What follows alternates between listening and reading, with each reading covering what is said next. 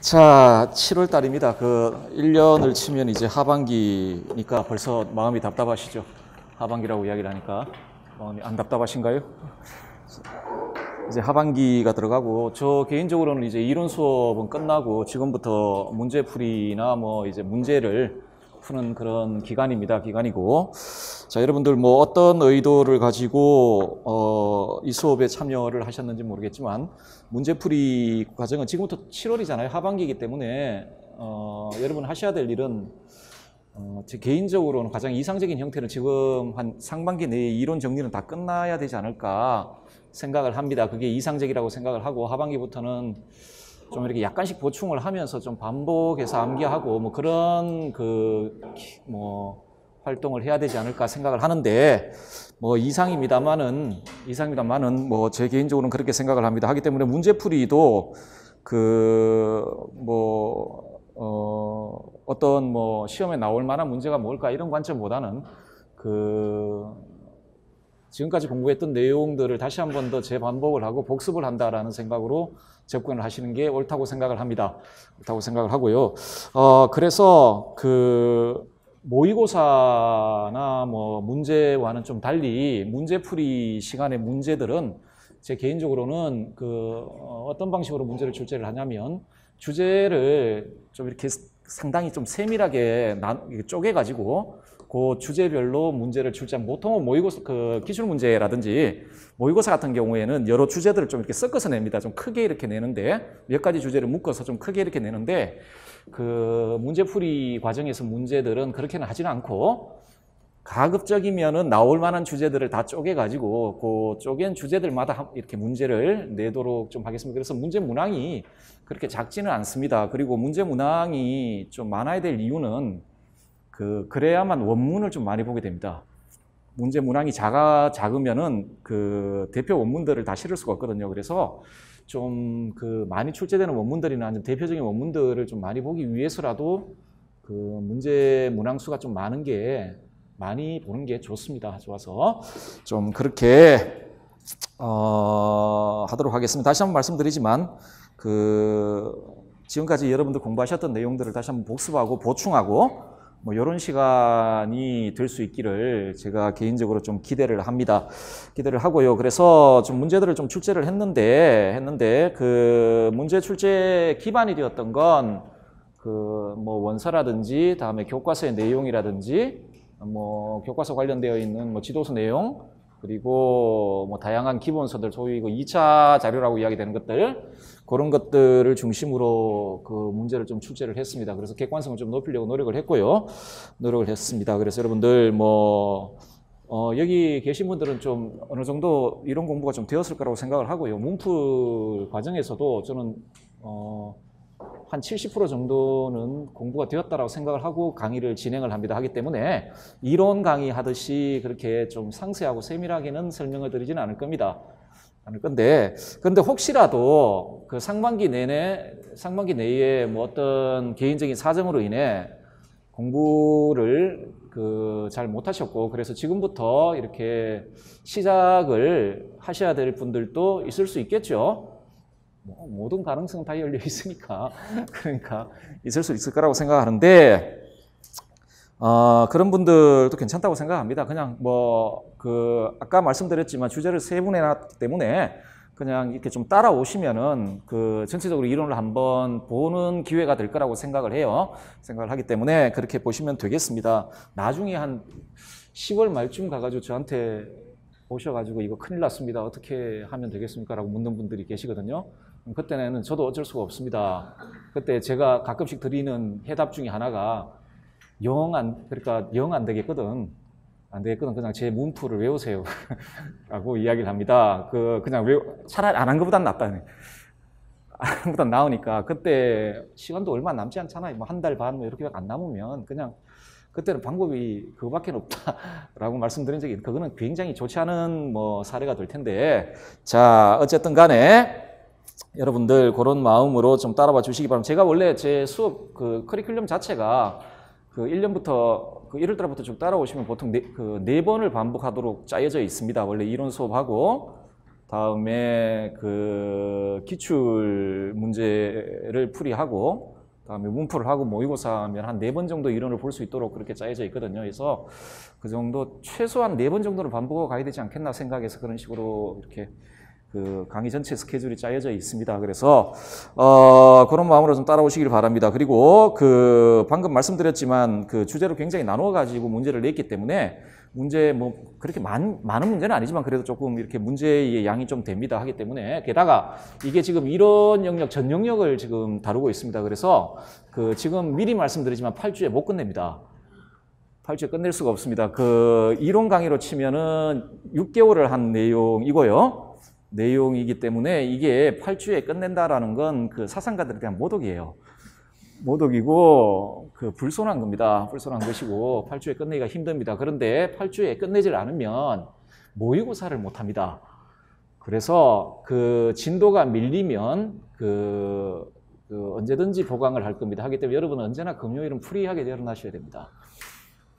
언제 할지 모르기 때문에 금요일, 목금은 그러니까 금요일은 보충 강의가 있을 가능성이 있다라고 생각하시고 그날 뭐 이제 중요한 약속 뭐 그런 거 있으면 어쩔 수 없지 여기 말씀을 하면은 보충 강의 같은 경우에는 다 인터넷으로 볼 수 있도록 그렇게 해드릴 테니까 뭐 그렇게 생각을 하시면 됩니다. 8주에는 못 끝냅니다.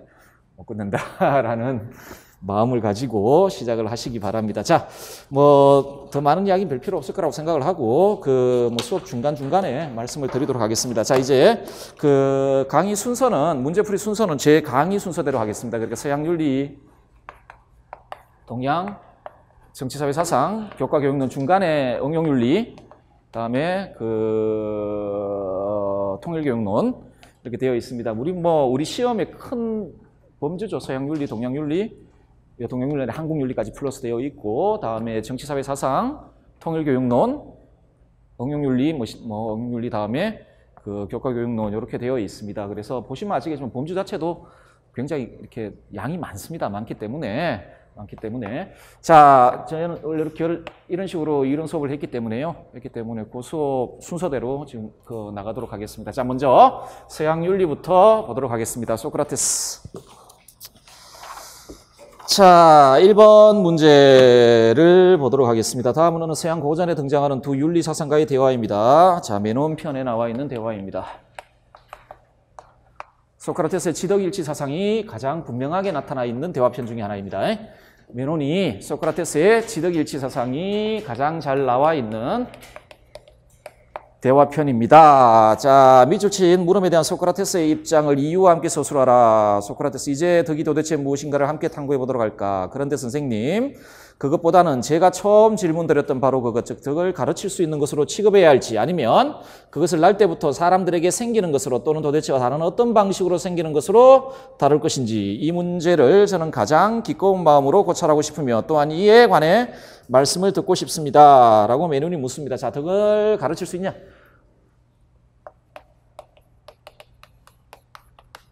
원래 당대의 소피스트들이 덕을 가르칠 수 있다고 주장을 했거든요. 메논이 그 이야기를 듣고 와가지고 소크라테스한테 물어본 겁니다. 지금 소피스트들이 시장이 아고라에 모여가지고 덕을 가르칠 수 있다고 이야기를 하는데 그 말이 맞습니까? 라고 소크라테스한테 물어보는 거예요. 물어보니까 자, 소크라테스가 이렇게 이야기를 합니다. 뭐라고 이야기를 하냐면 나는 덕이 무엇인지를 먼저 탐구하기에 앞서 그것이 가르쳐질 수 있는지 또는 가르쳐질 수 없는지 하는 문제를 고찰하려고 하지 않을 것을 대답해보게 사람에게 지식 이외에 다른 어떤 것도 가르쳐줄 수 없다는 것은 누구에게나 명백한 일 아닌가 라고 하네요. 자, 이렇게 질문을 메논이 했거든요.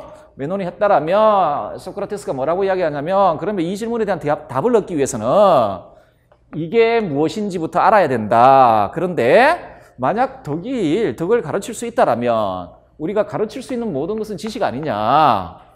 지식이니까 가르칠 수 있는 거 아니냐. 그러면 만약에 여기에 긍정적인 대답을 하려면 만약 우리가 여기 가르칠 수 있어 이렇게 이야기를 할 수 있으려면 덕은 지식일 때만 가능하다. 그럴 때에만 가르칠 수가 있다. 자, 그러면 진짜 덕은 지식일까? 라고 물어보는 겁니다. 자, 적어도 제가 보기엔 그렇습니다. 그렇다면 덕이 지식일 경우 그것은 가르쳐질 수 있을 것일세. 그렇습니다. 그렇다면 덕은 지식일까? 자, 소크라테스가 물어놓고 문제는 여기에 대한 소크라테스의 답을 쓰라라는 겁니다. 일단은 답부터 먼저 알아보죠. 자, 덕은 지식입니까? 소크라테스의 관점에서? 예, 아레테는 에피스템입니다. 지식입니다. 지식이거든요. 자, 그러면 덕이의 이 문제는 이유와 함께 쓰라고 했으니까 이 지덕일치의 논리를 쓰라는 겁니다. 왜 덕이 지식이냐네. 왜 덕이 지식이냐? 덕이 왜 지식이냐? 예시 한번 봅시다. 우리에게 있는 좋고 유익한 것들은 그 자체로 좋고 유익한 것이 아니라 지식에 따라 바르게 이용될 경우에 좋고 유익한 것이 된다. 이게 첫 번째 전제입니다. 자, 여러분 덕은 좋은 겁니까? 나쁜 겁니까? 덕은 좋은 겁니까? 나쁜 겁니까? 여러분 학교 가가지고 학생들한테 덕은 좋은 거라고 가르칩니까? 나쁜 거라고 가르칩니까? 예, 이건 덕은 개념적으로 좋은 거예요. 이거는 신념의 문제가 아닙니다. 덕이라는 개념 자체가 좋은 거예요. 덕은 그걸 소유한 자를 해치잖아요. 하기 때문에 덕은 좋은 겁니다. 선 이렇게 이야기를 하죠. 자, 그런데 우리가 가지고 있는 그게 외적인 것이든 내적인 것이든, 그러니까 외적인 거라고 한다라면은 재산도 될 수 있고, 우리의 신체도 신체의 건강함도 될 수 있고, 여러 가지가 될 수 있겠죠. 그런 것. 다음에 우리 내적인 것이라고 하면 여러분들 중에 예를 들어 지성도 있을 수 있고, 그리고 잘 인내하는 성품도 있을 수 있고, 잘 절제하는 다른 사람들보다 더 잘 이렇게 절제할 수 있는 성품도 있을 수 있고, 이런 것들이 내적인 거거든요. 아니면 기계적인 부분과 관련해서 이것도 내적인 것이죠. 자, 외적인 것이든 내적인 것이든 우리가 소유하고 있는 것들은 그 자체로 좋지도 나쁘지도 않다. 그러면 그게 좋은 것이 되려면, 예를 들어 내적인 것 중에 인내 같은 거 있잖아요. 잘 참는 성품 같은 게 있단 말이에요. 그런데 사기꾼도 인내력이 굉장히 높아요. 굉장히 절제를 잘한단 말이죠. 그렇죠? 그래서 그 자체로 좋고 나쁜 게 아니에요. 그러면은 어떤 경우에 좋고 좋은 게 되냐? 이런 것들이 아까 내외적인 것들이 어떤 경우에 있어서 좋은 것이 되냐 우리한테. 자, 지식에 의해 바르게 사용될 경우. 지식에 의해 바르게 사용될 경우 좋고 유익한 것이 된다. 모든 덕은 정신적인 것들과 관련된 것으로 그것들을 소유한 사람을 언제나 이롭게 하는 좋은 것이죠. 덕은 그런 거예요. 자, 좋은 것이다. 그것들이 사람에게 언제나 좋고 유익한 이유는 그럼 뭐겠습니까? 우리 정신적인 것들 있잖아요. 우리 내면적인 것들을 지식에 따라 바르게 이용했기 때문에 그런 겁니다. 우리가 잘 참는 성품을 가지고 있다면 그걸 지식에 따라 잘 이용했기 때문에 그렇게 되는 것이죠. 자, 이유는 모든 덕들은 지식이 정신적인 것들을 바르게 인도하여 생겨난 것이기 때문이죠. 그러면 여러 형태의 개별적인 덕이 있다 했을 때, 여러 형태의 개별적인 덕, 용기, 절제, 정의 등등등 여러 형태의 개별적인 덕들이 있잖아요. 그 개별적인 덕들의 공통 본질이 뭐라는 이야기입니까? 우리 정신적인 것들, 우리가 소유하고 있는 정신적인 것들이 지식에 의해 바르게 이용되었다라는 공통 특징을 가지고 있어 하기 때문에 개별적인 덕들의 본질은 지식이다. 전부 지식에 포함된다. 라고 합니다. 그래서 덕은 지식이요. 그러면요, 덕은 가르칠 수가 있다라는 게 소크라테스의 생각이에요. 자, 요게 맨원편에 나와 있는 지덕일치 논리예요. 맨원편에 나와 있는 지덕일치 논리입니다. 왜 지식이 덕이냐? 아니, 덕이 지식이냐? 덕이 지식이냐? 자, 2번 문제 한번 봅시다. 다음은 서양 고대 윤리사상가의 주장입니다. 괄호에 들어갈 개념을 쓰고 그것과 덕의 성격에 대한 이 사상가의 관점에 근거해서 이 사상가가 밑줄 친 것처럼 주장한 이유를 써라. 여러분은 나를 법정에 고소했지만 내가 한 일이란 여러분에게 육체나 재산을 우선하여 고려하지 말고 가능한 한 최선을 다하여 영혼의 상태에 주의를 기울이라고 설득한 것이었습니다. 여러분 시험 범위 안에 나와 있는 사람 중에 재판장 가가지고 이런 식으로 변론한 사람 소크라테스밖에 없습니다. 칸트가 법원에 끌려갔다는 이야기 못 들어봤고, 이미 칸트 시대 때 되면 전문 변호사들이 있어요. 전문 변호사들이 있기 때문에 칸트가 변론을 못합니다. 자, 공자님도 재판소에 끌려갔다는 이야기 못 들어봤죠?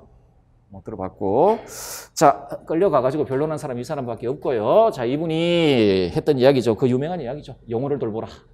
자기 자신의 영혼을 돌보라 라는 이야기를 하죠. 무엇이 옳은지를 아는 사람은 옳은 일을 행하고 그것을 모르는 사람은 그런 일을 행하지요. 그러므로 덕은 오직 하나만 존재하는데 그것은 바로 뭐겠습니까? 자, 이게 소크라테스라는 걸 아시면 아레테는 에피스테메다. 그럼 괄호 안에 뭐가 들어갈까요? 지식 혹은 지혜라는 말이 들어갑니다. 이게 둘 다 괜찮아요. 둘 다 써도 돼요. 왜냐하면 소크라테스는 이 두 단어 자체를 혼용했어요.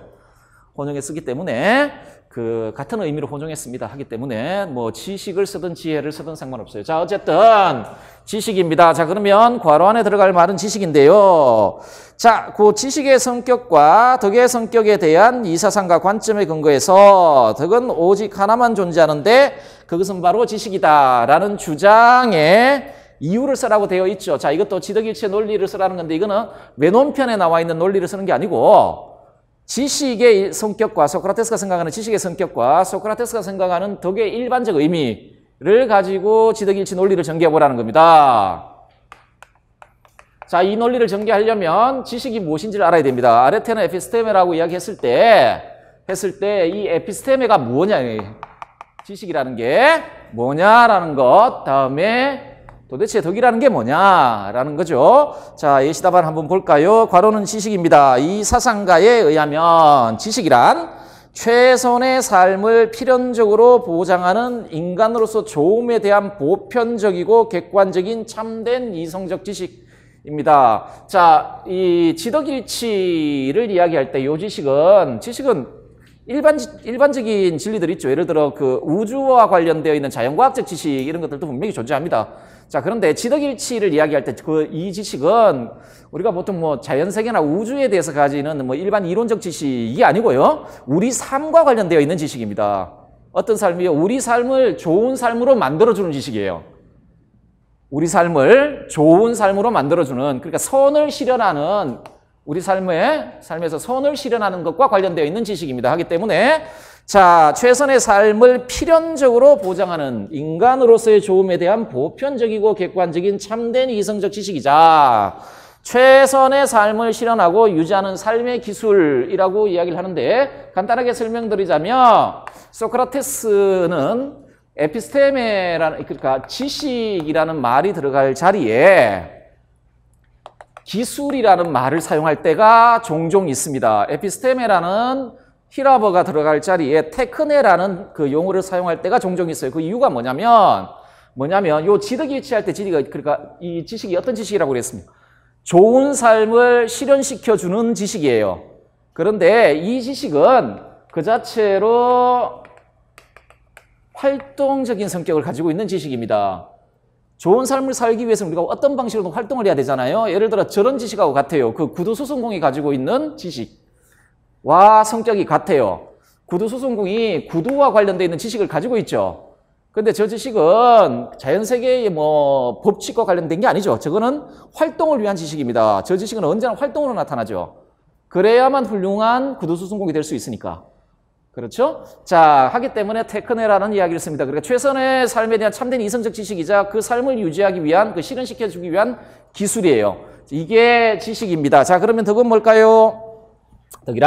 인간의 덕이란 인간의 고유한 기능인 이성을 완전하게 발휘하여 최선의 삶을 영위하는 데 필요한 보편적이고 객관적인 참된 이성적 지식과 최선의 삶의 영위를 위한 기술을 소유하고 있는 상태라고 이야기를 하죠. 이게 덕의 일반적인 의미가 될 텐데, 인간의 덕에. 자, 원래 덕이란, 아레테란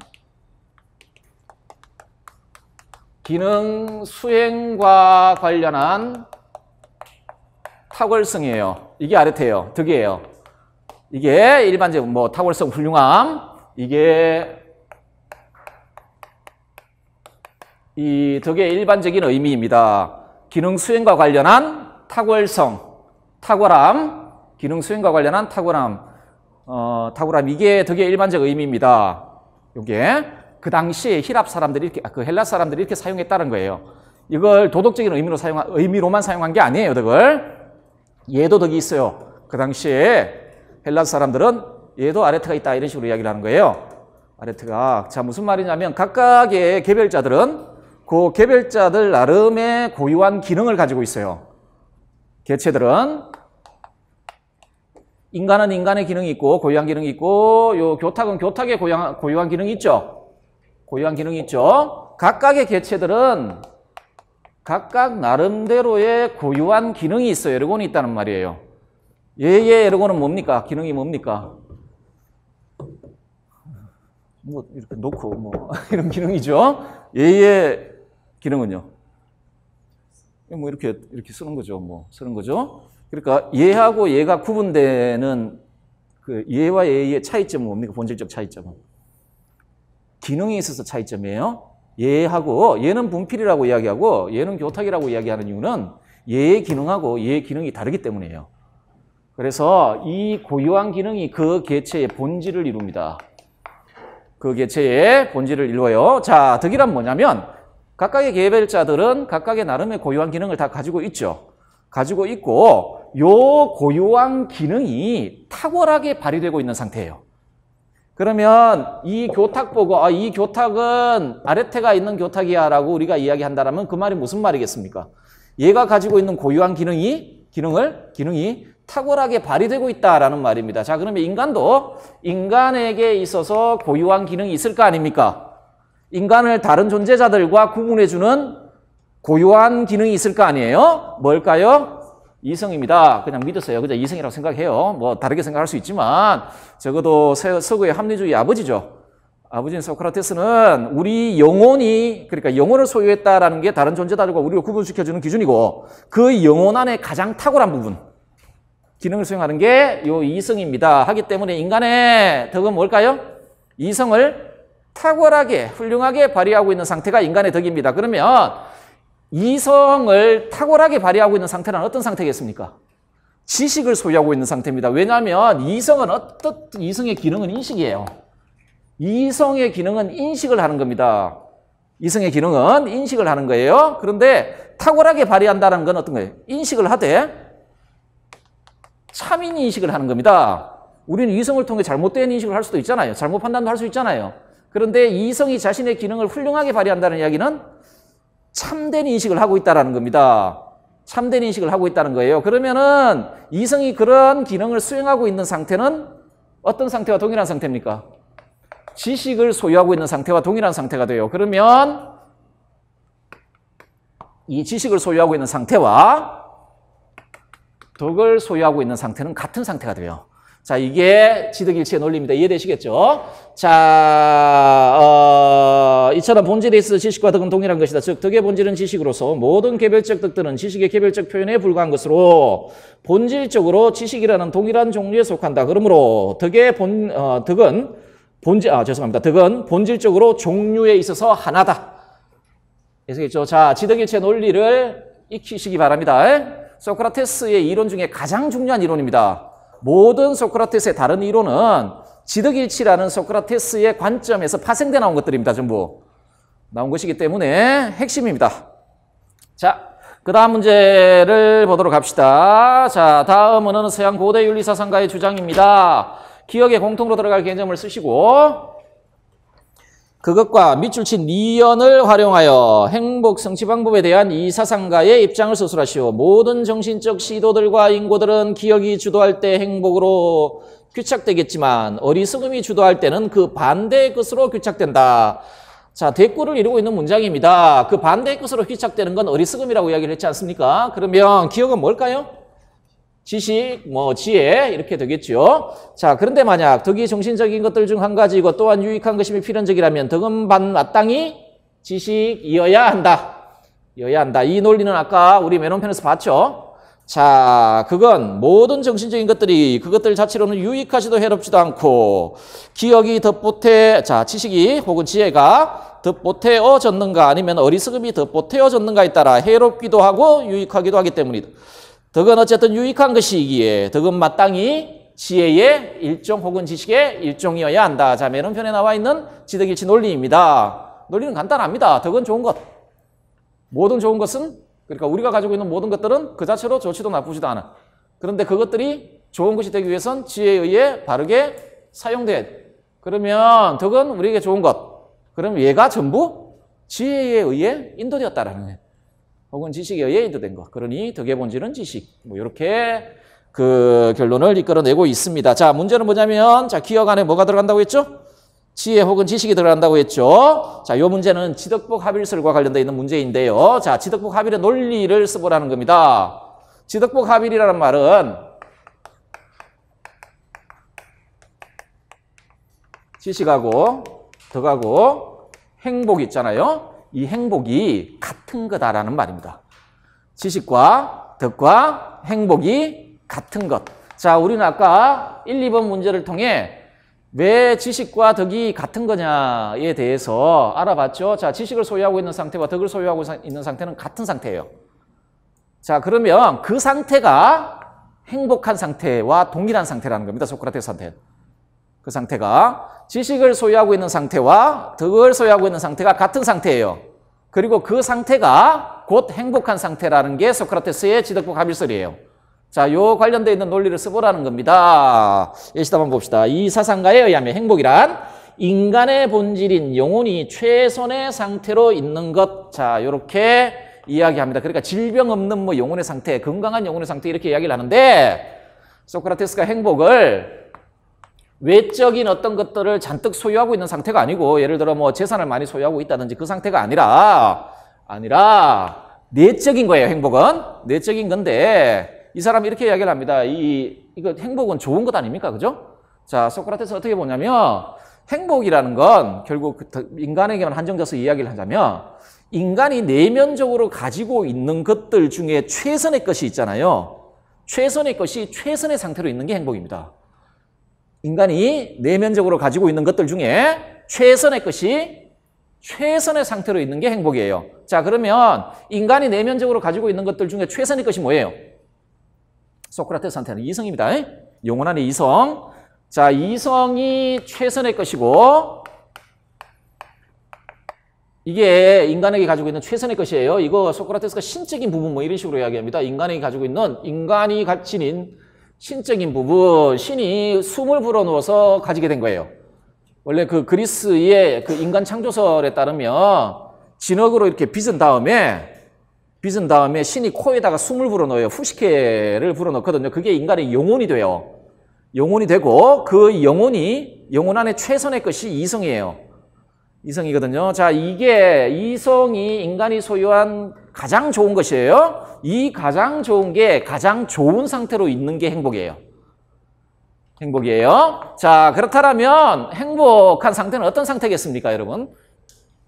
어떤 상태는요? 이성이 자신의 기능을 가장 탁월하게 발휘하고 있는 상태가 행복한 상태가 됩니다. 자, 이게 덕 있는 상태였어요. 아까 봤죠? 그리고 이건 곧 지식을 소유하고 있는 상태예요. 하기 때문에 지식을 소유하고 있는 상태와 덕이 있는 상태와 행복한 상태는 같은 상태예요. 이게 지덕복 합일설 논리입니다. 소크라테스의. 자, 다 읽어보도록 하겠습니다. 다시 한번. 이 사상가에 의하면 행복이란 인간의 본질인 영혼이 최선의 상태로 있는 것이다. 영혼의 최선의 상태란 이성을 훌륭하게 발휘하여 최선의 삶에 대한 보편적이고 객관적 지식을 소유하고 있는 상태이다. 이 상태는 곧 덕 있는 상태죠. 아까 우리 살펴봤듯이. 따라서 지식을 소유한 상태와 덕 있는 상태 그리고 행복한 상태는 같은 상태예요. 동일한 상태입니다. 그러므로 최선의 삶에 대한 지식을 소유하고, 즉 이 말은 무슨 말과 동일한 말입니까? 덕을 소유하고 라는 말과 같죠. 소유하고 실천할 때 행복을 성취할 수 있다. 이게 소크라테스의 행복 성취 방법이에요. 어떻게 해요? 간단하게 이야기하면요. 그냥 덕을 성취하면 됩니다. 우리는 뭐 도덕가니까 덕을 가지면 됩니다. 덕 있는 사람은 행복한 사람이에요. 소크라테스한테는 그냥 덕을 소유하면 행복을 소유하는 겁니다. 자, 이게 지덕복 합일의 논리, 행복 성취 방법이 되겠습니다. 자, 이제 4번을 보도록 합시다. 지금부터 소크라테스의 아까 지덕일치 논리와 관련해서 파생돼 나오는 중요한 이론 중에 하나가 지행합일설입니다. 이번엔 지금부터 지행합일설을 보도록 할게요. 자, 지행합일설인데 문제를 풀기 전에 일단은요, 요 지행합일의 의미부터 짚고 넘어가야 되겠네요. 양명이 이야기했던 의미와 동일합니다. 물론 양명은 훨씬 이후 사람이죠. 소크라테스에 비하면. 하지만 지하고 행이 같은 거다라는 말입니다. 지행합일설은 이게 사실상 같은 거다라는 건데, 자, 소크라테스에 의하면은, 자, 이건 문장으로 이야기해보면, 지식을 소유하고 있으면 그냥 행한다라는 말입니다. 왜냐하면 지식이 행함을 함축하고 있기 때문에 그렇습니다. 지식이, 자, 이런 말이 아니에요. 지식을 그러니까 무엇이 옳은지에 대한 알을 소유하고 있으면 반드시 그것에 따라 행동한다라는 말이에요. 그래서 요 중간에 있잖아요. 소크라테스한테 요 지와 행 사이에 의지라든지 이런 계기는 포함되지 않아요. 의지가 만약에 포함되면 어떻게 되냐면 우리가 올바른 것이 무엇인지를 알고 있다라면 반드시 행해야 한다는 당위로 주어져요. 주어지겠죠. 그런데 소크라테스는 그렇게 주장을 해요. 우리가 무엇이 선하고 올바른지에 대한 참된 알을 가지고 있으면 반드시 행한다는 하기 때문에 의지 계기가 들어가지 않습니다. 그래서 나중에 뭐 아리스토텔레스와 비교할 때 자제력 없음 이런 거 소크라테스는 전부 부정해요. 부정하거든요. 그런 현상 자체를 부정을 합니다. 자, 한번 보도록 합시다. 다음은 어느 서양 4번이요. 다음은 어느 서양 고대 윤리사상가의 주장입니다. 기억 니언에 들어갈 용어를 쓰시오. 만약 어떤 사람이 자기가 하고 있는 것보다 더 좋은 다른 것을 알고 있다면 지금 행하고 있는 것을 멈추고 더 좋은 것을 행하려 할 것이다. 그렇죠? 자, 이 문장 안에는 숨은 전제가 하나 있어요. 어떤 전제가 있냐면 인간 본성에 대한 기본적인 소크라테스의 관점 하나가 숨어 있어요. 뭐냐면 인간은 언제나 좋음 혹은 선을 추구한다라는 전제가 요 안에 숨어 있습니다. 인간은 본성적으로 선을 추구한다. 좋음을 추구한다. 자기 자신에게 좋은 것을 추구한다라는 인간에 대한 기본 전제가 숨어 있습니다. 하기 때문에 지금 A라는 일을 하는데 가만히 보니까 B가 더 좋은 거네라는 걸 알게 되면 인간이 가지고 있는 기본적인 이 본성 때문에 이 사람은 B를 하게 되어 있다라는 거예요. B를 하게 되어 있다. 자, 그런 좋은 것들 대신에 자신이 나쁘다고 생각하는 것들로 향해 가고자 하는 것은 인간의 성향에서 찾을 수 없다. 제가 요 숨은 전제가 있다고 했죠? 인간은 이런 존재예요. 언제나 선을 추구하고 악을 피하려고 한다. 자, 자기 자신에게 지는 것은 기억과 다르지 않고 자기 자신을 이기는 것은 니언 이외에 다른 것이 아니다. 원래 뭐 아마 그냥 봐서 찾기가 좀 힘들 텐데 자, 답을 넣기가 좀 힘들 텐데 자기 자신에게 지는 것은 무지와 다르지 않고 다음에 자기 자신을 이기는 것은 지혜 이외에 다른 것이 아니다라고 되어 있는데요. 이때 뭐냐면 우리가 무지하게 되면 악행을 하게 되고요. 그러니까 우리가 지식을 가지게 되면 예를 들면 악한 유혹이나 이런 것들을 좀 넘어서면서 그걸 이제 극복하고 선한 행동을 하게 된다라는 말입니다. 자, 지행합일설인데 이 문장을 제가 제시해 드렸던 이유는 소크라테스의 지행합일 논리의 대부분이 이 단락 안에 포함이 되어 있습니다. 첫 번째 전제를 뭘 쓴다고 했습니까? 인간은 본성적으로 좋은 것을 추구한다. 인간은 본성적으로 좋은 것을 추구한다. 자, 이 말 안에 어떤 말이 함축되어 있냐면 소크라테스는 요 전제로부터 자, 그렇다면 요 좋은 것 혹은 선한 선 있잖아요. 이 선에 대한 참된 인식을 가진 사람은 이런 본성으로 말미암아 이 인식에 반하여 행동하지 않는다. 선에 대한 참된 알을 가지고 있는 사람은 이런 본성을 가지고 있기 때문에 자신이 알고 있는 이 인식에 반하여 나쁜 행동을 하지 않는다. 자, 그리고 그 말은 또 뭘 함축하냐면 사람은 악을 고의적으로 행하지 않는다는 혹은 의도적으로 행하지 않는다. 왜냐하면 어떤 사람도 모든 사람은 좋음을 추구하고 그러니까 선을 추구하고 악을 피하려는 본성적인 성향을 가지고 있기 때문에 어떤 게 자기 자신에게 나쁜 것인 줄 알면서도 그걸 의도적으로 그러니까 자발적으로 추구하는 사람은 존재할 수가 없어요. 하기 때문에 일체의 악행은 전부 비자발적인 거예요. 악행은 비자발적인 겁니다. 자, 일체의 악행은 전부 비자발적이에요. 자, 자발적인데, 자, 그러면 이 악행의 원인은 뭐겠습니까? 좋은 것에 대한 무지예요. 악행을 하는 사람은 이게 악하다라는 것을 알고 하는 게 아니고 이 사람도 결국은 그런 행동이 자신에게 좋은 것이라고 생각해서 하는 거예요. 결국은 달리 말하면 근데 좋은 게 아니죠. 결국 선에 대한 참으로 인간에게 좋은 것이 무엇인지에 대해 모르기 때문에 악행을 한다. 자, 이렇게 되어 있습니다. 그 다음 문제 한번 보세요. 자, 다음은 서양 고대 윤리 사상가의 주장입니다. 이 사상가가 밑줄 친 것처럼 주장한 이유를 서술하시오. 누구든지 알면서 고의적으로 악을 행하는 사람은 없다. 자, 영혼의 덕을 갖추기 위해서는 우선 덕이 무엇인지 알아야 한다. 참된 덕은 지혜에서 성립한다. 자, 행복에 이르려면 덕을 발휘해야 한다. 덕은 상황이나 시대에 따라 달라지지 않은 보편적인 것으로 지혜, 용기, 절제, 정의, 경건과 같은 덕들을 실천하려면 참된 지식이 있어야 된다. 자, 일단 소크라테스죠. 자, 소크라테스가 누구든지 알면서 고의적으로 악을 행하는 사람은 없다라고 말씀드렸고, 제가 그 논리에 대해서 간단하게 살펴봤는데 예시답을 한번 보실까요? 인간은 본성적으로 해가 되는 것을 피하고 자신에게 좋고 유익한 것을 추구하는 존재이기 때문에 자신에게 진정으로 좋고 유익한 것에 대한 참된 이성적 지식을 소유한 사람은 의도적으로 그러한 지식에 반하여 행동할 수가 없어요. 그렇죠? 자, 달리 말해 어떤 것이 악이라는 것을 분명히 알고 있으면서 고의적으로 혹은 의도적으로 혹은 자발적으로, 여러분들 뭐 동일한 개념들이에요. 자, 자발적으로 악을 행하는 사람은 존재할 수가 없어요. 소크라테스의 관점에서는요. 자, 6번 문제 한번 볼게요. 다음은 어느 서양 고대 윤리 사상가의 주장입니다. 밑줄 친 주장의 근거를 서술하라.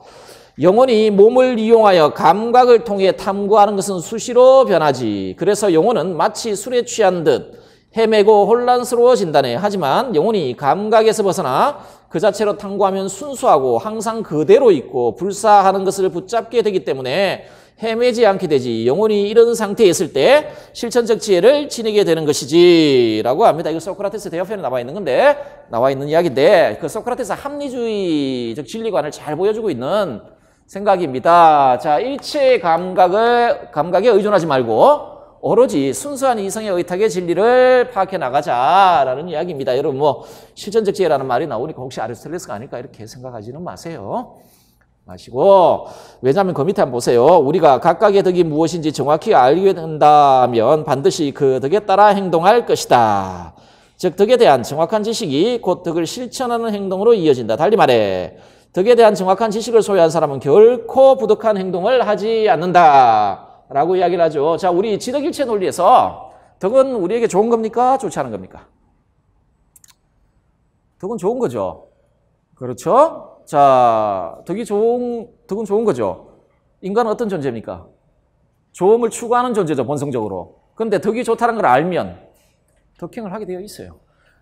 자, 논리 한번 보겠습니다. 인간은 본성적으로 자신에게 해가 되는 것을 피하고 자신에게 좋고 유익한 것을 추구하는 존재이기 때문에, 이게 첫 번째 존재라고 했습니다. 전제라고. 자, 자신에게 진정으로 좋고 유익한 것에 대한 참된 이성적 지식을 소유한 사람은 반드시 그걸 실천하게 된다. 이게 그 지행일치의 기본적인 논리가 될 것이고요. 덕은 인간에게 참으로 좋고 유익한 것이죠. 자, 왜냐하면 그것은 인간의 영혼을 건강하고 온전하게 만들기 때문에 덕은 좋은 거예요. 좋은 거. 자, 따라서 덕에 대한 정확한 지식을 소유한 사람은 결코 부득한 행위를 하지 않는다라고 하는 게 소크라테스의 입장입니다. 자, 이게 마찬가지로 소크라테스의 지행일치 논리가 되겠습니다. 자, 7번 문제 한번 보세요.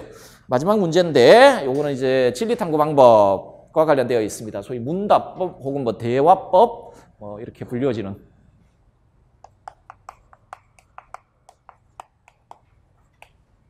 대화법 이렇게 불려지는 겁니다. 간단하게 살펴보겠습니다. 다음은 서양 고대 윤리사상가의 이론을 설명한 글입니다. 괄호에 들어갈 용어를 쓰고 그것을 구성하는 두 단계의 특징을 각각 서술하시오. 그는 도덕적 삶을 위해 요구되는 덕의 보편적 의미를 규명하는 데 많은 노력을 기울였다. 그는 경건, 용기, 절제, 정의 등과 같은 덕의 의미를 이성과 논리를 통해 규명함으로써 사람들이 추구해야 할 참된 삶을 보여주고자 했다. 그는 덕의 보편적 의미를 규명하는 방식으로 제시한 것이 바로 문답법 혹은 대화법입니다. 그것은 스스로 무지를 깨달아가는 과정인 동시에 도덕적이고 행복한 삶을 위해 요구되는 덕의 의미를 명료화해가는 과정이기도 합니다. 원래 소크라테스나 플라톤이나 영원 절대적인 지식에 대한 인식은 기본적으로 직관입니다. 네. 평범한 사람들이 그렇게 하기가 힘들잖아요. 하기 때문에 이 문답법을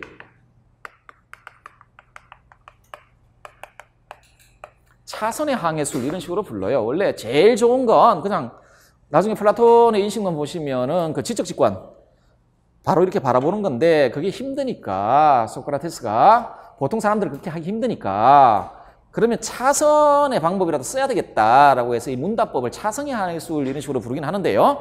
여기에 두 단계로 되어 있죠. 하나가 뭐죠? LN 코스라고 불려지는 논박 단계가 있습니다. 자, 이 논박 단계에서 하는 일은 뭐죠? 의견을 제거하는 게 논박 단계의 그 단계에서 해야 될 일입니다. 우리가 소크라테스는 도덕적 특유의 의미, 보편적인 의미를 추구하려고 했습니다. 자, 덕이 있는 삶을 살기 위해서는 덕에 대한 지식을 소유해야 됩니다. 그러면 그 지식은 참된 지식이어야 합니다. 참된 지식이어야 하는데 우리가 그 지식에 대한 참된 지식, 그러니까 뭐 예를 들면 용기라든지 뭐 이런 덕이 있을 경우에 이것의 보편적 의미 혹은 이것과 관련된 참된 지식을 소유하지, 그 참된 지식의 소유를 그 가로막는 장애물 중에 하나가 뭐냐면 요 의미에 대한 잘못된 관념이 우리 정신을 지배하고 있기 때문에 그렇습니다. 그리고 그 관념은 대부분 그 어릴 때부터 어떤 관습적으로 수용했던지 이런 거 있잖아요. 어떤 뭐 타당한 근거 없이 관습적으로, 그러니까 삶의 경험 속에서 그냥 관습적으로 수용한 것들, 이런 것들입니다. 하기 때문에 논박 단계에서는 요 의견들, 이런 의견들, 자, 덕의 의미와 관련된 의견들을 제거하는 역할을 하는 게 논박 단계입니다. 이게, 자, 그 다음 단계가 이 3파 단계인데, 자, 이제 다 정신 안에서 그런 것들이 다 제거되었죠. 제거된 다음에 자, 스승과 제자들 그리고 학생들 사이에 공동 탐구 활동을 통해 진리를 파악해 나가는 단계가 이 3파 단계인데요. 이걸 3파 단계라고 부르는 이유는 진리의 인식의 주체가 학생이지 교사가 아니라는 걸 보여주기 위해서 그렇습니다. 선생님은 인도해 나가는 사람일 뿐 진리를 전달해 주는 사람이 아닙니다. 그래서 선생님은 끊임없이 묻죠. 네가 가지고 있는 뭐 개념이 올바른지를 묻고 파악하게 만들고 뭐 그런 사람이죠. 자, 그래서 선생님은 3파의 역할을 해야 된다라는 의미에서 3파 단계라고 합니다. 자, 예시답 한번 봅시다. 괄호는 문답법 혹은 대화법 뭘 써도 상관없어요. 그것은 논박과 3파술 단계로 구성되는데 논박이란 논리적 논박을 통해 자신의 무지를 깨닫게 하여 의견을 버리도록 하는 단계이고, 자, 3파술이란 이성을 활용한 공동 탐구를 통해 보편적이고 절대적인 지식을 스스로 발견하도록 하는 단계가 요 단계가 되겠습니다. 예, 플라톤 갑시다. 자, 당연히 플라톤은 그 이데아론부터 이야기를 좀 해야 되겠죠? 플라톤의 존재론이라고 불려지는 이데아론. 자, 다음은 서양 고대 윤리 사상가의 글입니다. 괄호에 들어갈 용어를 쓰라. 우리는 많은 것들을 아름답다고 하며 많은 것들을 좋다고 또는 이런 식으로 각각의 것들을 무엇이다라고 말하고 또한 표현상 구분하네. 그런가 하면 자, 이 말입니다. 예를 들어 A는 아름답다, B도 아름답다, C도 아름답다, 뭐뭐이다 이런 식으로 문장을 쓴단 말입니다. 그런데 요거는 각각 다 다르죠. A, B, C는 각각 다르지 않습니까? 그렇죠? 지금 뭐 이혼 소송 중인 송혜교도 아름답고 뭐 이렇게 개별자들은 다 다르죠. 개별자들은 다 다른데 수로 자리에 이 개별자들의 속성을 지시하는 개념, 그러니까 아름다움이라는 개념 있죠. 요거는 동일하게 사용하려고 있단 말입니다. 이렇게 아름다움이라는, 자, 아름다움이라는 개념은 동일하게 사용하고 있죠. 소크라테스는 이렇게 이야기를 하는, 플라톤은 우리가 이런 형태의 판단이 어떻게 가능하냐. 이런 형태의 판단이, 우리는 이렇게 판단을 하고 있는데 이런 형태의 판단이 어떻게 가능하냐. 소크라테스의 생각은, 플라톤의 생각은 요거는 아름다운 것들이고요. 아름다운 것들이에요. 인것들이고, 자, 아름다운 것들을 공통적으로 아름답게 만드는 아름다움의 이데아가 있다. 이게 소크라테스의 생각입니다. 그러니까 요 수로 자리에 들어갈 요 속성 있잖아요. 이 속성을 실제화시켜요. 그래서 뭐 현대어로 말하면 속성 실제론 뭐 이런 식으로 불려지는데 어쨌든 간에 자, 요거 이쪽이 뭐 보편 개념, 유개념 같은 것들이잖아요. 요게다가 존재, 이렇게 실제성을 부여합니다. 그래서 이데아라고 합니다. 자, 그래서 뭘 구분하냐면 이걸 구분해요. 아름다운 ABC 있잖아요. 요 존재, 그러니까 이건 우리 현상 세계에서 감각을 통해 우리가 볼 수 있는 그 존재들 있잖아요. 송혜교 뭐 이렇게. 자, 요 존재하고 여기에다가도 실제성을 부여했기 때문에 아름다운 것들하고 아름다움을 나눠요. 나눠놓고 요것도 존재하고 이것도 존재해요. 이것도 존재하는데 자 그러면은 요 둘 중에 어느 게 존재의 근원이냐? 이게 먼저냐? 이게 먼저냐?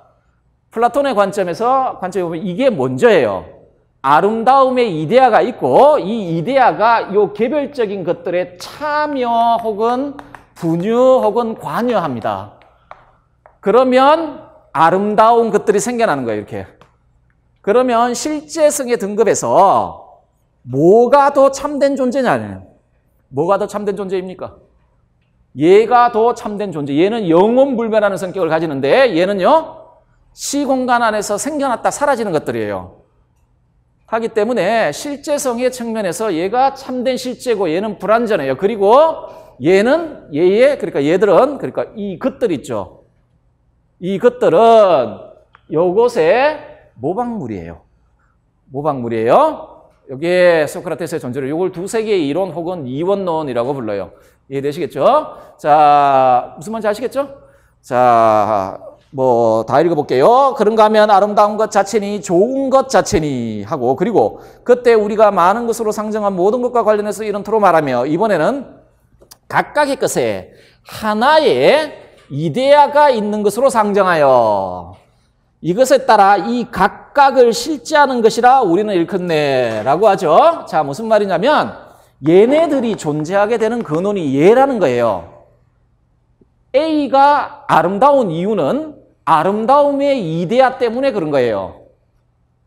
B가 아름다운 이유는 아름다움의 이데아 때문에 그런 겁니다. 무슨 말인지 이해되시죠? 자, 하기 때문에 얘가 현상세계 존재자들의 존재 근원이 돼요. 그 존재를 그렇게 만들어주는 근원이에요. 달리 말하면 현상세계 존재자들의 본질을 구성하는 게 이데아예요.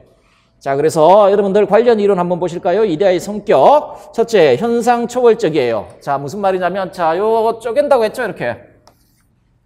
A, B, C하고 이 A, B, C를 아름답게 만들어주는 그 아름다움이라는 이데아는 각각 존재해요. 존재하고요. 이 이데아는 이 A, B, C들의 세계에 속한 구성원이 아니에요. 이데아의 세계가 따로 있고 현상 초월적이고 비물질적입니다. 적이고 절대적이며 영원불변하고요. 보편적이고 객관성을 지닌 참된 실제입니다. 반면에 현상세계에는 이런 것들 그러니까 뭐뭐인 것들로 구성되어 있는 이 세계는 물질적이요 가변적이요 불완전한 실제성을 지닌 개별적 존재자들의 세계. 자, 두 번째 현상세계의 존재자들의 원형이자 그것들의 존재 근원. 이것도 제가 말씀드렸죠. 아름다움의 이데아가 있기 때문에 아름다운 것들이 있다는 거예요. 플라톤의 생각이에요. 하기 때문에 이것들이 예를 들어 송혜교는 좀 그렇다. 좀 너무 잔인하다. 뭐 아름다운 꽃이 있으면 우리가 이게 아름다운 꽃이 될 수 있었던 이유는 뭐냐면 아름다움의 이데아 때문에 그런 거예요. 만약에 아름다움의 이데아가 없으면 얘는 아름다운 꽃이 안 돼요. 우리는 얘를 보면서 아름다운 꽃이라고 판단을 못 해요. 이해되세요? 뭐 어려운 이야기 아니에요.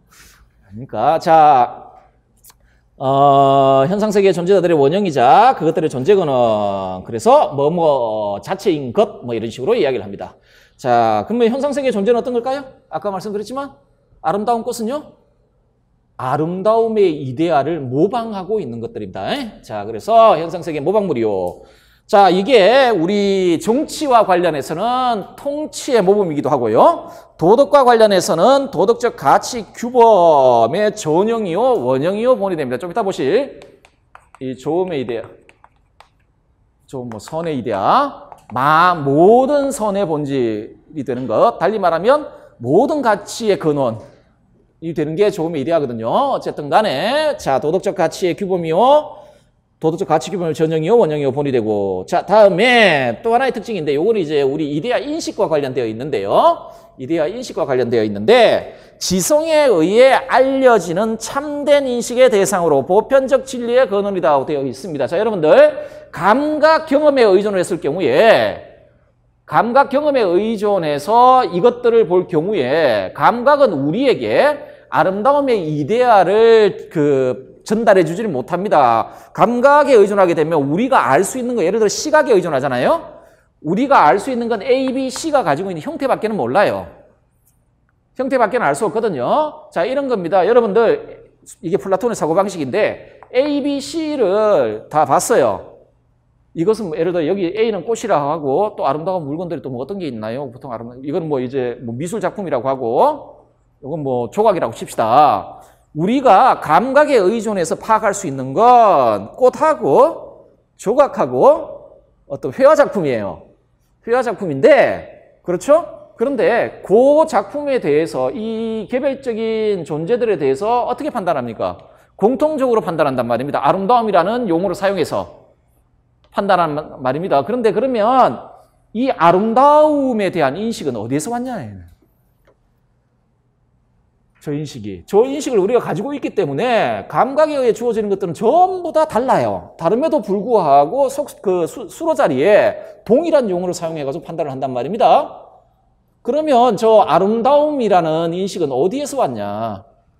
물론 경험론자들한테 물으면 다른 이야기를 할 겁니다. 추상 과정을 통해서 얻게 된 관념이다 뭐 이런 식으로 이야기할 텐데 적어도 아주 극단한 합리주의자죠. 플라톤의 관점에서는 저 아름다움은 현상세계에 속하는 게 아니라는 겁니다. 현상세계에 속하는 게 아니고, 자, 요건 이데아 세계에 속하는 이데아고, 이것에 대한 인식은 A, B, C를 인식하는 방식으로 인식이 안 된다. 그러면 어떻게 해요? 오직 지성이에요. 이때 지성, 순수한 지성이라는 이야기는, 혹은 순수한 이성이라는 이야기는 경험에 물들지 않는다는 말이에요. 오직 우리의 순수한 이성을 통해 소위 지적 직관을 합니다. 지적 직관의 산물이에요. 산물이거든요. 자, 그래서 오직 지성에 의해 알려지는 참된 인식의 대상으로 보편적 진리의 근원이죠. 자, 이데아에 대한 인식은 이제 소크라테스가 이야기했던 에피스테메란, 궁극적으로는 이 이데아에 대한 인식을 말하는 것입니다. 자, 현상세계의 존재자에 대한 감각적 인식인 의경과는 구분됩니다. 그래서 독사, 에피스테메를 명확하게 구분합니다. 명확하게 구분을 한다. 자, 2번 문제를 보도록 할게요. 다음은 서양 고대 사상가의 글입니다. 도덕적 가치의 성격을 괄호에 들어갈 개념의 성격에 근거하여 세 가지 써라. 이거는 예전 기출문제를 좀 변형한 문제인데, 자, 아름다운 것 자체라든지 언제나 똑같은 방식으로 한결같은 상태에 있는 미 자체의 어떤 이데아도 전혀 믿지 않으면서 많은 아름다운 것은 믿는 고지식한 사람들, 김병찬 같은 사람을 말하는 거죠. 이거는 있다라는 건 믿어요. 그런데 아름다움의 이데아가 있다는 건 믿지 않는 사람, 바보다 이런 이야기예요. 왜냐하면 이거를 아름답다라고 판단하려면 아름다움 자체가 실제한다는 걸 인정을 해야만 이 판단이 가능한데, 자, 누군가가 아름다움은 하나이며 올바름도 하나이고 그리고 그 밖에 다른 것들도 역시 그러하다 말하면 도저히 참지를 못하는 저 구경을 좋아하는 사람들어 내게 말하게 하고 대답하게 하라고 나는 말한다. 자, 이거는 예를 들어 A, B, C는 다 아름다운 것들이잖아요. 이거는 복수로 존재하잖아요. 그런데 아름다움의 이데아 자체는 하나예요. 그래서 아름다운 것들하고 아름다운 이데아 사이의 일자와 다자의 관계예요. 뭐 이런 이야기를 하고 있고, 우리는 그에게 물어볼 것이다. 보십시오. 이 많은 아름다운 사물들 가운데 추해 보이지 않을 그런 것들이 있습니까? 또한 올바른 것들 중에서 올바르지 않은 것으로 보이지 않을 그런 것이라고 말일세. 자, 괄호 안에 이데아가 들어가는데 문제는 뭐냐면 도덕적 가치의 성격을 괄호에 들어갈 개념의 성격을 근거하여 세 가지 서라고 되어 있죠. 자, 이 문제는 플라톤, 그리고 소크라테스 플라톤 전통입니다. 그래서 플라톤에 있어서 도덕이 가진 성격을 말하는 겁니다. 보통 우리 교과서에 소피스트하고 뭐 이렇게 소크라테스를 이렇게 대별시키면서 한쪽은 상대주의요, 한쪽은 보편주의 뭐 이런 식으로 많이 이렇게 대비를 시킵니다. 플라톤도 마찬가지입니다. 플라톤의 윤리선은 기본적으로 보편주의입니다. 왜냐면 자, 여러분들 상대주의, 보편주의 이거 이야기를 할 때 여러 가지 차이점이 있겠지만 자, 이런 겁니다. 가장 큰 차이점이 뭐냐면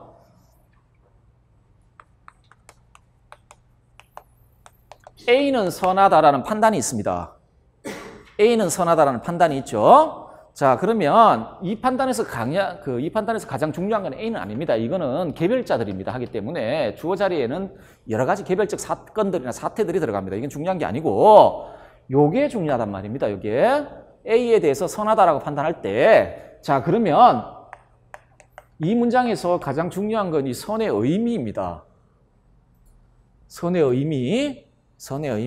자, 왜냐면 어떤 사람에 따라서는 선은 악하다라고 동일 사태에 대해서 다르게 판단하는 사람이 있습니다. 이 경우에 이 판단, 이런 식의 대립하는 판단이 나타나는 근본적인 원인 중에 하나가 뭐냐면 선악에 대한 의미를 다르게 사용할 경우에 나타나는데 어쨌든 간에 하기 때문에 이런 도덕 판단에서 가장 중요한 개념은 이런 도덕적 가치입니다. 이 수로 자리에 사용되고 있는 뭐 오름도 들어갈 수도 있고요. 뭐 그렇습니다. 정의도 들어갈 수가 있고 뭐 부덕 이런 것도 이런 것도 들어갈 수가 있고 어쨌든 간에 의미인데 상대주의자들은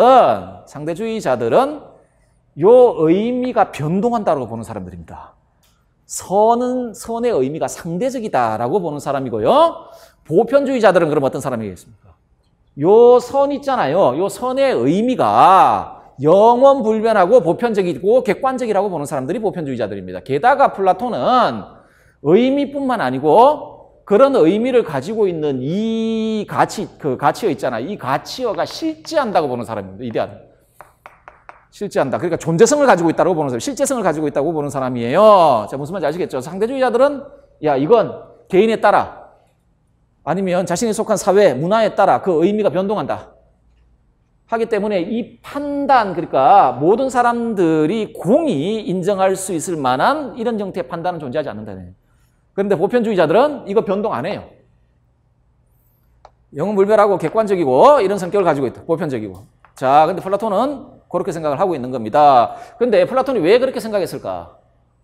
예를 들어 A, B, C, D가 있죠. A도 선하다, B도 선하다, C도 선하다, D도 선하다고 했을 때 아까 우리 아름다움 가지고 말씀드렸죠. 플라톤은 이걸 나눈다고 말씀드렸지 않습니까? 선한 것들과 이걸 선하게 만드는 선의 이데아가 있단 말입니다. 이거 안 쪼개진다고 샀는데 속았다. 자, 선의 이데아가 있다라는 이야기입니다. 선의 이데아가. 이데아 때문에. 그리고 저 선의 이데아는 어떤 성격을 가진다고요? 영원불변하고 보편적이고 객관적이죠. 자, 그러면은 요 도덕적 가치들 있죠. 요 가치가 이데아가 가지고 있는 가치를 그대로 가지고 있습니다. 그렇기 때문에 플라톤의 윤리 이론을 보편주의 이렇게 부르는 겁니다. 자, 예시답안 보시면 도덕적 가치는 주관의 상태에 종속되어 있지 않은 객관적 실제성을 지니며 시공간을 관통하여 자기 동일성을 유지하는 보편성 및 영원불변성을 지닌다. 그리고 자, 아까 뭐 이데아의 성격 가지고 세 가지 있으라고 했으니까 그러면 우리는 자, 또 요것과 관련해서 예전에 뭐 그 무어하고 이런 사람들 출제해 놓고 이 사람들에게 있어서 손인식 방식을 한번 써보라는 식의 기출문제 나온 적이 있거든요. 흉하고 무어든가 이렇게 두 사람 줘놓고 자, 선에 대한 인식, 우리가 선을 어떤 방식으로 인식하는지 흉의 입장에서 써보고 무어의 입장에서 써보라라고 이야기를 했잖아요. 그런 문제가 기출된 적이 있거든요. 자, 그러면은 요거 인식 방식 이 선 있잖아요. 이 인식 방식이 어떻게 되냐. 선에 대한 인식, 흉 같은 경우는 뭐 이거는 사실상 판단은 느낌이기 때문에 그 감정과 연결짓겠지만 플라톤은요.